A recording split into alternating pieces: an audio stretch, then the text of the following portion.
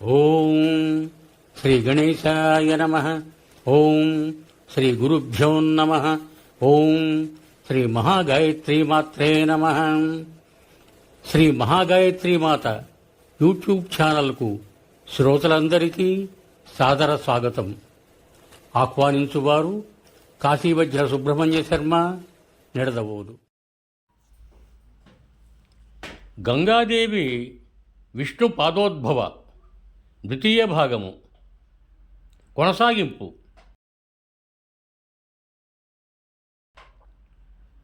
ప్రాణసఖ, నీ రాసలీలను ఇంకా వర్ణిస్తాను, గుర్తు తెచ్చుకో అంటూ శ్రీకృష్ణుడికి రాధాదేవి చురకలంటించసాగింది. ఒక వసంత ఋతువులో రాసమండలాన నువ్వు శాంతి అనే గోపికతో పుష్పశయ్య మీద కనిపించావు. రత్నదీపాలంకృతమైన మందిరాలలో కనిపించావు. ఆవిడ ఇచ్చిన తాంబూలాన్ని ఆస్వాదిస్తూ పుష్పమాలికలతో చంద్ర చర్చలతో ఆనందించావు. నా అలికిడి విని కనుమరుగయ్యావు. శాంతి శరీరం విడిచిపెట్టి నీలో లీనమయ్యింది. నువ్వు ఎంతగానో రోధించావు. అప్పుడు అలాగే ఆ శాంతిని విభజించి కొంత బ్రహ్మకు, కొంత నాకు, కొంత లక్ష్మీదేవికి, కొంత నీ మంత్రోపాసకులకు, కొంత శాక్తేయులకు, కొంత తపస్సులకు, కొంత ధర్ముడికి పంచిపెట్టావు. మరొకసారి క్షమ అనే మరో గోపికతో ఆనందించి ఆవిడ కౌగిటిలో పరవశించి అలాగే పుష్పశయ్య మీద నిద్రించావు. ఆమె కూడా అలాగే మైమర్చి నిద్రించింది. నేను వచ్చి మీ ఇద్దరిని నిద్రలేపాను. గుర్తు తెచ్చుకో. నీ పట్టువస్త్రాన్ని, మురళిని, వనమాలను, కౌస్తుభహారాన్ని, రత్నకుండలాలను ఊడలాక్కున్నాను. తర్వాత నా సఖీజనం గోల పెడితే పోనీలే అని నీ మీద ప్రేమతో తిరిగి ఇచ్చేశాను. గుర్తుందా? నువ్వు ఆ సిగ్గుతోనే, ఆ పాపంతోనో మరీ కృష్ణవర్ణుడివైపోయావు. ఆ క్షణంలో క్షమాదేవి సిగ్గుతో ప్రాణాలు విడిచి భూమిలో కలిసిపోయింది. మునుపటి సంఘటనలో లాగానే ఆవిడ శరీరం గుణశ్రేష్టమయ్యింది. నువ్వు ఆవిడ మీద ప్రేమతో విలపించి విలపించి ఆ క్షమను కొంత విష్ణువుకి, కొంత వైష్ణవులకు, కొంత ధార్మికులకు, కొంత ధర్ముడికి, కొంత దుర్బలులకు, కొంత తపస్సులకు, కొంత వేద పండితులకు పంచి ఇచ్చావు.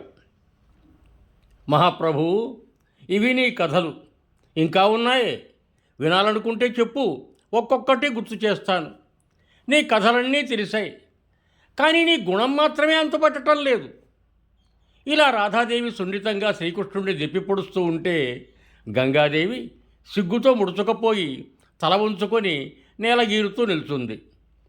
రాధ గంగ వైపు తిరిగింది. ఏదో మాట్లాడబోయింది. అది గమనించిన గంగాదేవి తన యోగశక్తితో మాయమై జలప్రవేశం చేసింది. సిద్ధయోగినైన రాధాదేవి అది గుర్తించి సృష్టిలో ఎక్కడెక్కడ ఉన్న జలాన్ని తాగివేయటానికి ఉపక్రమించింది. ఈ రహస్యాన్ని గుర్తించిన గంగాదేవి అదృశ్య రూపంతో వచ్చి శ్రీకృష్ణుడి పాదపద్మంలో ప్రవేశించి శరణు వేడింది. రాధాదేవి విజృంభించి గోలోక, వైకుంఠలోక, బ్రహ్మలోకాల్లో ఉన్న గంగాజలాన్ని అంతటినీ తాగేసింది. కానీ గంగాదేవి కనిపించలేదు. లోకాలన్నీ జలశూన్యమైపోయాయి. భూగోళం ఎండిపోయిన తామర పువ్వు అయింది. ఎక్కడ చూసినా జలజంతు మృతదేహాలే. బ్రహ్మ, విష్ణు, మహేశ్వరాది దేవతలు, మునులు, మనువులు ఎండిపోతున్న గొంతుకలతో దాహార్తులై గోలోకానికి వచ్చి పడ్డారు. కనిపించని గోలోక గోవిందుడికి సాష్టాంగపడ్డారు.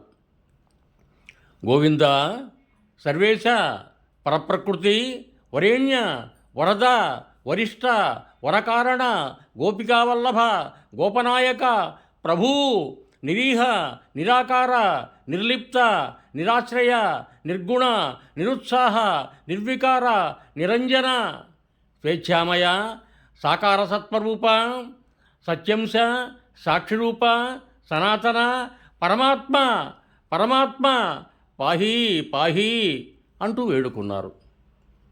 దర్శనమిమ్మని ప్రార్థించారు.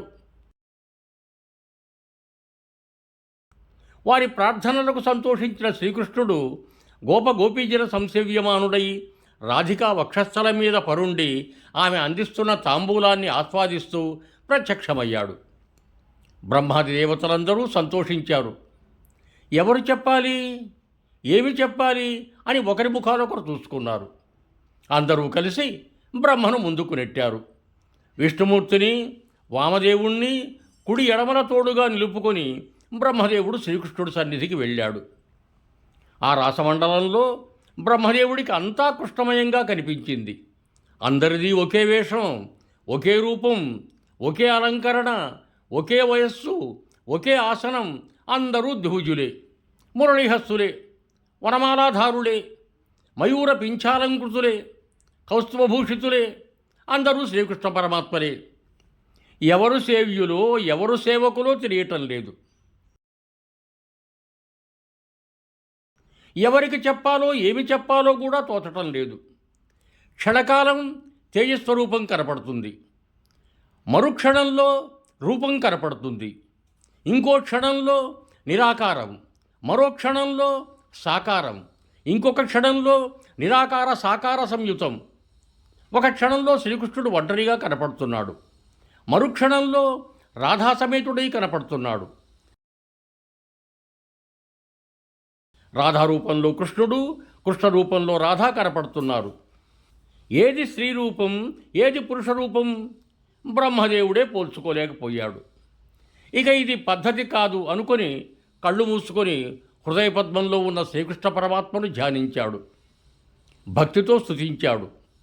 అతడి ఆజ్ఞతో కన్నులు తెరిచి ఎట్ట ఎదుట రాధావక్షస్థలసితుడైన శ్రీకృష్ణుడిని దర్శించాడు. మళ్ళీ నమస్కరించి స్తుతించాడు. బ్రహ్మాది దేవతలు ఎందుకు వచ్చారో వారు చెప్పకుండానే గ్రహించిన శ్రీకృష్ణుడు చిద్విలాసంగా ఆప్యాయంగా పలకరించాడు. విరించి, కుశలమా, దా, కమలాపతి క్షేమమా, పైకిరా, మహాదేవా బాగున్నావా, ఇటురా, మహాభాగులు మీరంతా వచ్చారు గంగ కోసమని కదూ. రాధాదేవికి భయపడి గంగాదేవి నన్ను శరణు వేడింది, నా పాదపద్మంలో దాక్కుంది, మీకు ఇస్తాను, కానీ ఆవిడ భయాన్ని తొలగించండి అన్నాడు. ఈ మాటలకు బ్రహ్మదేవుడి ముఖంలో అప్రయత్నంగా చిరునవ్వు వెల్లివిరిసింది అన్నాడు. ఈ మాటలకు బ్రహ్మదేవుడి ముఖంలో అప్రయత్నంగా చిరునవ్వు విరిసింది. వెంటనే చతుర్వదనాలతో చతుర్వేదాలతో రాధాదేవిని స్తుతించాడు. అమ్మా రాధిక, ఈ గంగ రాసమండలంలోని శరీరం నుంచి జన్మించింది. శంకరుడి సంగీతానికి కరిగిపోయిన మీ దంపతులే ఈ రూపం కృష్ణాంశతోనూ నీ అంశతోనూ అవతరించింది. మీకు అత్యంత ప్రీతిపాత్రగైన కన్య నీ మంత్రాన్ని స్వీకరించి భక్తితో నిన్ను పూజిస్తుంది. వైకుంఠేశ్వరుడైన చతుర్భుజుడు ఈమెకు భర్త అవుతాడు. భూలోకంలో ప్రవహించే ఈవిడ కళకు సముద్రుడు వల్లభుడవుతాడు.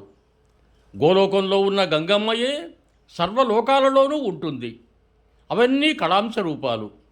నీవు సాక్షాత్తు కన్నతల్లివి, దేవేశివి. ఈ గంగ నీకు కూతురులాంటిది. బ్రహ్మదేవుడి ప్రసంగానికి రాధాదేవి సంతోషించింది.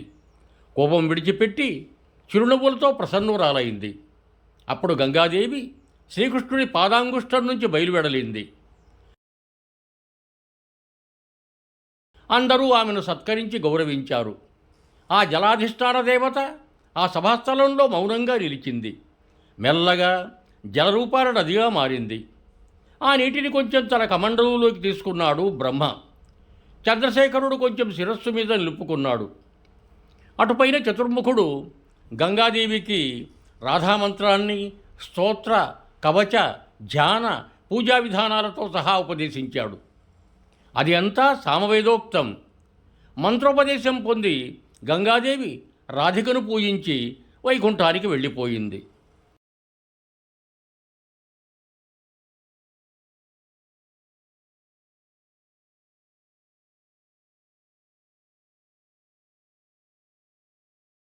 లక్ష్మి, తులసి, గంగా, సరస్వతి, నారాయణుడికి వీరు నలుగురు ప్రియాంగనలు. సంపూర్ణం. యువం భూయాత్. సర్వే జనా సుఖినో భవంతు. ధన్యవాదములు. మీకు నా ఈ వీడియో నచ్చినట్టయితే ఒక లైక్ కొట్టి నా ఈ వీడియోను మీ బంధుమిత్రులకు కూడా షేర్ చేయ ప్రార్థన. అదేవిధంగా నా ఛానల్ను కూడా సబ్స్క్రైబ్ చేయ ప్రార్థన. మరొక్క మారు ధన్యవాదములతో భవదీయుడు కాశీవజ్జల సుబ్రహ్మణ్య శర్మ, నిడదవోలు, తూర్పుగోదావరి జిల్లా.